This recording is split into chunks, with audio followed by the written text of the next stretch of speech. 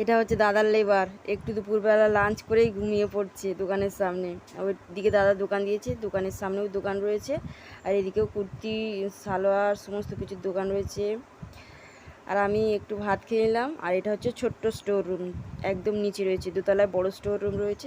তো এখানে আমি আপনাদের জন্য একটু ভিডিও করে নিলাম, খুব ভালো লাগছিল আমার। হ্যালো এভরিওয়ান, কেমন আছেন সবাই? আশা করছি খুবই ভালো আছেন। তো এখন দুপুর হয়ে গেছে, শুধু দুপুর হয়নি, দুপুর গড়িয়ে বিকালের দিকে প্রায় 4টে বাজে সবে টিফিন করে আমি একটু বসেছি। আর আজকে আমি বাইরের দিকে বসেছি, দাদা এখন একটু টিফিন করছে, বললো একটু বাইরে গিয়ে দেখ। তো বাইরে এসে বসে আছি, এটা হচ্ছে বাইরের দিকে। ফুটপাতে অনেকগুলো দোকান দিয়েছে, আর এই দোকানটার সামনে আমি বসে আছি। ভিতরের দোকানটাতে বসি প্রতিদিন, তো দাদা এখন টিফিন করছে বলে পুরোনো দোকানটাতে বসেছি। রাস্তার উপরে যে দোকানটা রয়েছে এই সেই দোকানটা, এটার ভিডিও করা হয়নি কোনো দিন, এটা আমি কম আসি।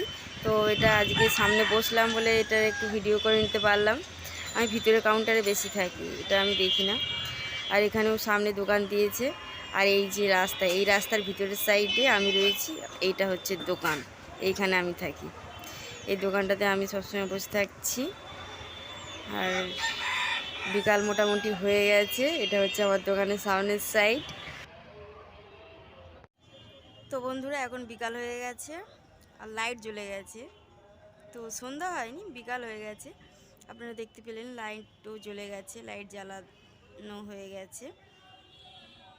তো ভালোই শপিং চলছে সবার। আর এক এক দিন করে আজকে হয়ে গেল সোমবার, আজকে বৃহস্পতিবার, সেই বৃহস্পতিবার আমি জয়েন করেছিলাম। আর এক এক দিন করে আজকে সোমবার হয়ে গেল, অনেকগুলো দিন কাজ করছি। খুব ভালো লাগছে কাজটা আমার। 1 মাস করতে পারবো কি জানি না, খুব কষ্ট হচ্ছে, সারাদিন পা খুব যন্ত্রণা হচ্ছে।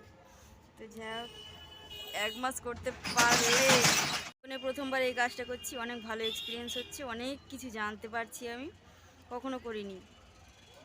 কত ড্রেসের নাম জানতে পারছি, কত কিছু নাম জানতে পারছি, ছেলেদের ড্রেস, মেয়েদের ড্রেস, আমি অনেক কিছু নাম জেনে গেলাম, যা হয়তো আগে জানতাম না। আমি মেয়ে হোক, মেয়েদের ড্রেসের নাম জানি না, ছেলেরা কত কিছু জানে। বন্ধুরা সন্ধ্যা হয়ে গেছে, আর সবাইকে শুভ সন্ধ্যা। এক্ষুনি অনেক লোকজন এসেছিলো, তো সমস্ত কাজ গুছিয়ে নিয়েছি। আর খুব খিদে পেয়েছিল, দাদা মুড়ি আর তেলে ভাজা এনে দিয়েছে, এই দেখুন মুড়ি আর তেলে ভাজা, এটা আমি এখন খাবো। খুব খিদে পেয়ে গেছে, খাই। আর অনেক কাস্টমার আসছে, কত ঢিবি হয়ে যাচ্ছে কিছুক্ষণ পর পর।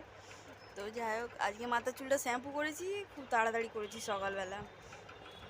সকালের টাইমে শ্যাম্পু করে আসাটা, আমি ভেবেছিলাম কালকে শ্যাম্পু করবো, কিন্তু কালকে করা হয়নি, কাজ ছিল।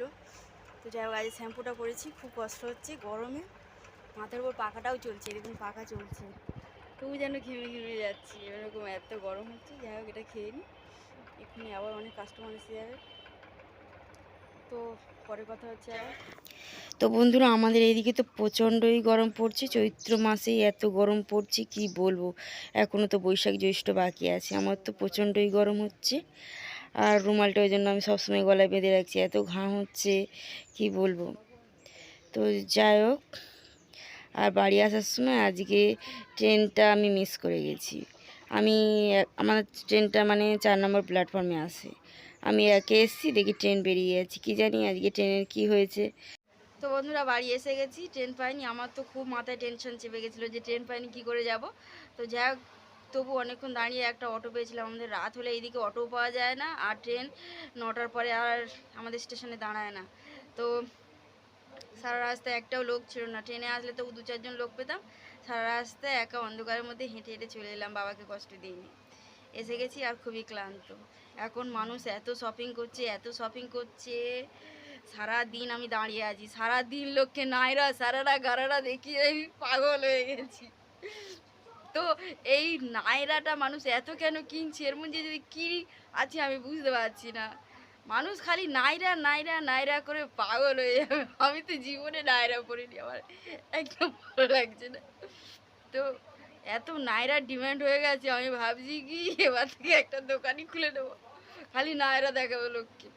সব মানুষ এত নাইরা সারারা গারারা করছে, সারাদিন আমি তো মানে 1 মিনিটও দাঁড়াইনি, শুধু খাওয়ার সময়ও 2-4 মিনিট মনে হয়, সন্ধ্যাবেলায় টিফিনটাও করবার সময় পাইনি, এত নাইরা সারারা গারারা করছে লোকে এসে। তো যাই হোক, বাড়ি এসে গেছি, এখন বসে আছি, ড্রেসটা চেঞ্জ করিনি, খুবই ক্লান্ত। আর দিদি এখন সিদ্ধ ভাত করেছে, সেটা মাখছে, ওবেলা তরকারি আছে, ওবেলা মাছের ঝোল আছে, ঢেঁড়স আলু ভাজা আছে, আর এখন দিদি পেঁপে আলু সিদ্ধ ভাত করেছে, ওটা খাবো। এই যে মাখছে দিদি, মাখা শুরু করে দিয়েছে, কারণ এখন তো 10টা 25 হয়েছে, আমি এসছি। তো যাই হোক, এই সিদ্ধ ভাতটা এখন খেয়ে নিই। আর বাবা মা ঘরে শুয়ে শুয়ে টিভি দেখছে, সিরিয়াল দেখছে, মাও কাজে গেছিলো। তো যাই হোক বন্ধুরা, এভাবেই এখন আমার দিনটা কাটছে। তো আপনাদের ভালোবাসাটা খুবই দরকার। তো আপনারা আমার পাশে থাকবেন। আর যদি আমার আজকের ব্লগটা ভালো লাগে তো অবশ্যই লাইক করবেন এবং সাবস্ক্রাইব করে আমার পাশে থাকবেন। সন্ধ্যায় আমি আপনাদেরকে ভিডিও করে বললাম যে আমি টিফিনটা করতে যাচ্ছি বলে ওই গেছি, মানে টিফিনটা ওই রেখে দিয়েছি, জাস্ট খাইনি। খেতে তো আমার 8টা বেজে গেল। এত লোক এসে গেছে, টিফিনটা কি করব, শেষে রেখেই দিলাম। এত লোক দাঁড়িয়ে আছে, লোকের সামনে খাবো?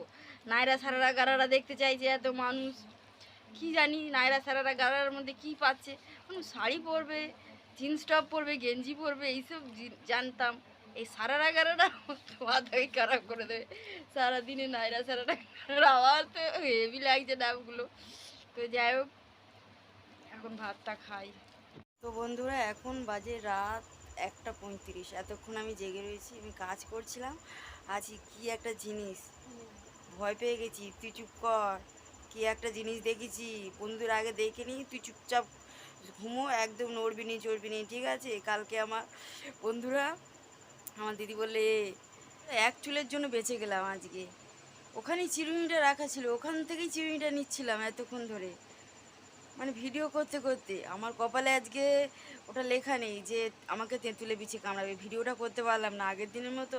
ভিডিও করতে করতে যদি আবার কিছু একটা হয়ে যেত, ওই জন্য ভাবলাম কি মারবো, কিন্তু আমার ভয় লাগছে আমার।